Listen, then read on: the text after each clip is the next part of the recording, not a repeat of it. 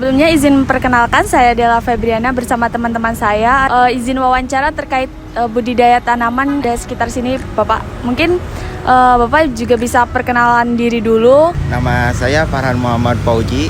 Saya di sini sebagai karyawan. Jenis-jenis tanaman yang mudah diperbanyak seperti contohnya kayak lidah mertua ini. Perawatannya mudah sekali, nggak perlu banyak air. Untuk penyiramannya cukup 3 hari sekali. Cara budidayanya ini tinggal dipisah-pisahin aja, tumbuh tunas baru. Bisa juga daunnya dipotong, ditanam lagi bisa. Ada juga kayak aglonema, sri rejeki, calathea.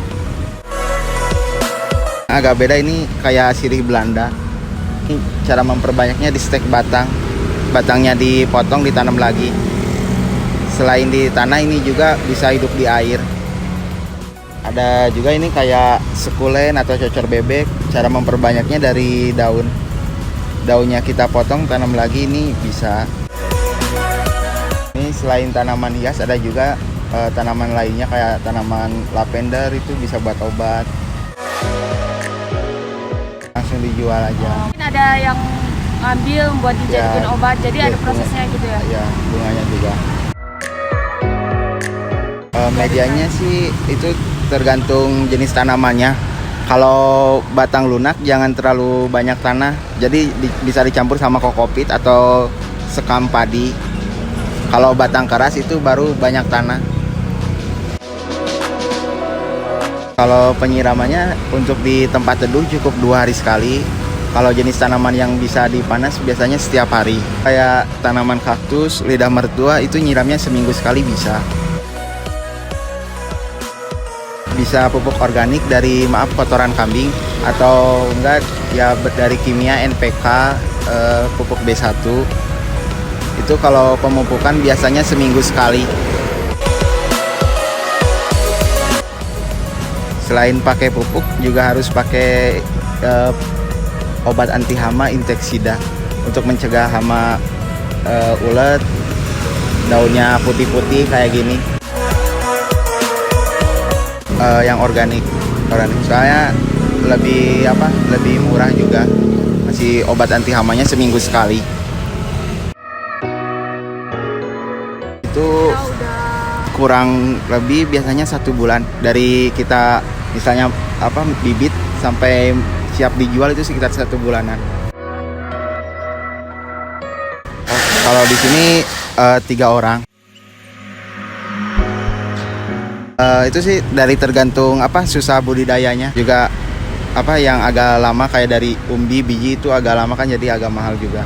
Kalau kisaran harga sih ada yang 5.000 sampai dari harga jutaan. Kalau dari jutaan itu tanaman bonsai yang disambung.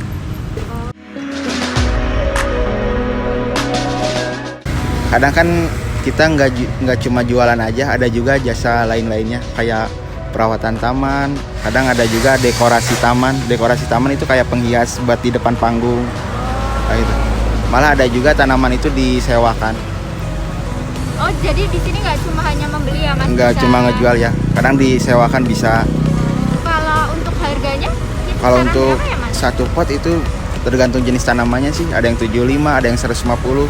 Tergantung besar kecilnya tanaman. Oh, itu udah dengan jasa pemeliharaan juga? Pemeliharaan juga setiap seminggu sekali tanamannya diganti. Jadi nggak bosen juga nggak perlu ngerawat kalau sewa itu. Kalau persaingan itu kita ya intinya sih kalau dari tanaman harus kita menguasai jenis tanamannya itu. Harus bisa membudidayakan sendiri. Soalnya kalau kita nggak bisa budidaya, beli dari orang lain kita nggak bisa bersaing dalam harga. Kalau kita bisa bikin tanaman sendiri, membudidaya sendiri, itu kan harga bisa tergantung kita.